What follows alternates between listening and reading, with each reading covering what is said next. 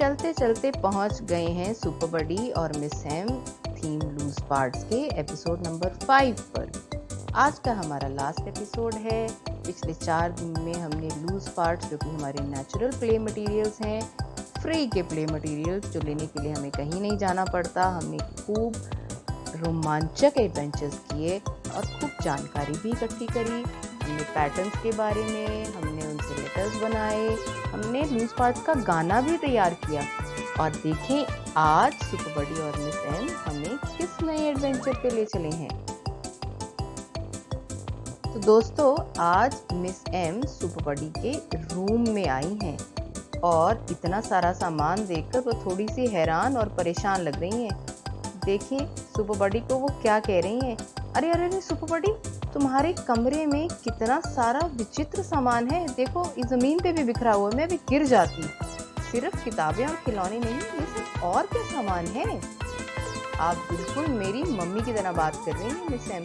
वो भी जब आती है ना तो मेरी ये जो इतनी बढ़िया कलेक्शन है लूज पार्ट्स की, उसको देख के ऐसे ही बोलती हैं। लेकिन मैं तो उत्सुक हूँ ये जानने के लिए कि ये जो सब तुमने गत्ते के डिब्बे, पत्थर, टहनियाँ, तरह तरह की बोतलें, ये सब जो इकट्ठा किया है, इसका तुम करोगे क्या?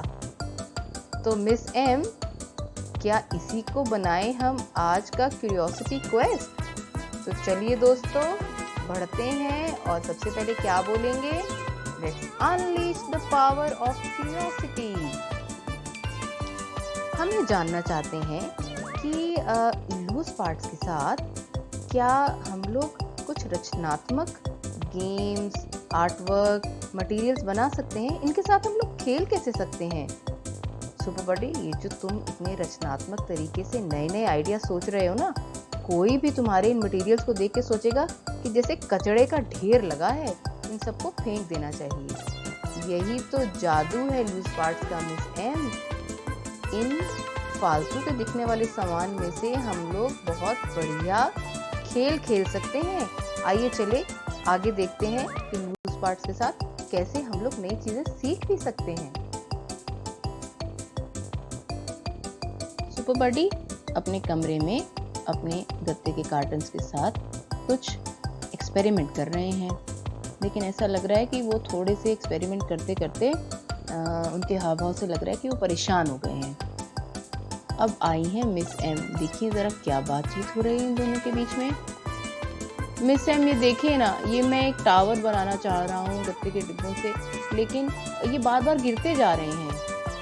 ओह, तो क्या तुम इसके बारे में तहकीकात करना चाहोगे सुपर बडी? हो सकता है कि तुम्हारे गत्ते के डिब्बों का बैलेंस ठीक नहीं हो। बैलेंस? वो क्या होता है मिस एम? बैलेंस मतलब हमारे जो भार है उसका इवन डिस्ट्रीब्यूशन, मतलब बराबरी से उसका डिस्ट्रीब्यूशन सुपर बडी। अच्छा चलो एक सिंपल सा एक्सपेरिमेंट करते हैं, उससे तुम्हें पता चल जाएगा कि डिस्ट्रीब्यूशन ऑफ वेट का क्या मतलब है। अच्छा देखो, अब तुम एक काम करो, अपने एक पैर पे खड़े हो जाओ। हाँ खड़ा तो हो गया मिस एम, लेकिन मैं गिर जाऊंगा, मैं वापस आ रहा हूँ दूसरे पैर पे। चलो सुपर बडी, अब हम इस एक्सपेरिमेंट का थोड़ा सा विश्लेषण यानी कि गहराई से छानबीन करते हैं। जब तुम अपने दोनों पैरों पर खड़े थे तो तुम नहीं गिर रहे थे, करेक्ट? हाँ मिस एम, सही। लेकिन जब तुम एक पैर पे खड़े हुए तो तुम क्यों गिरने लगे? क्योंकि तुम्हारा सारा वेट यानी कि बॉडी का भार एक पैर पे आ गया और तुम्हारा बैलेंस बिगड़ गया, इसलिए तुम गिरने लगे थे। हाँ मिस एम, मुझे समझ में आ गया कि मेरे गत्ते के डिब्बों का टावर क्यों नहीं बन रहा है, क्योंकि उनका भार सही से डिस्ट्रीब्यूट नहीं है। अगर मैं नीचे बड़े बॉक्सेस लगाऊं और उनके ऊपर एक छोटे बॉक्सेस लगाऊं तो टावर का बैलेंस नहीं बिगड़ेगा।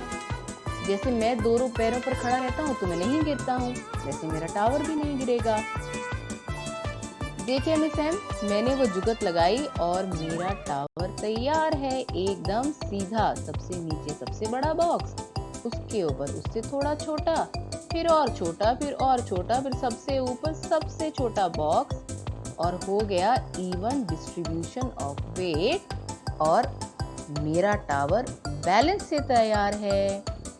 देखिए देखिए मिस एम, हमने भी टावर्स बनाए हैं और ऐसा लग रहा है कि कुछ टावर्स गिर जाएंगे लेकिन कुछ खड़े रहेंगे।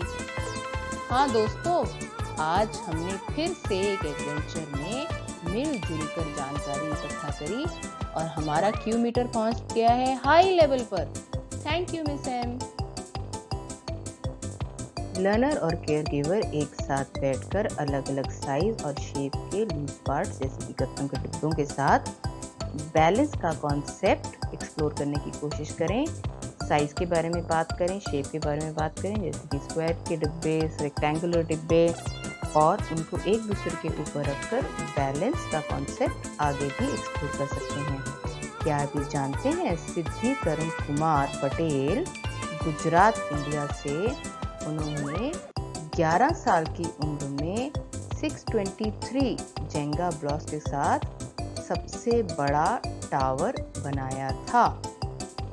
आप भी ऐसा टावर बनाने की कोशिश करिए और फॉलो करिए हमें इंस्टाग्राम पे, फेसबुक पे, यूट्यूब पे, और देखना ना भूलें हमारी वेबसाइट www.superbuddy.in।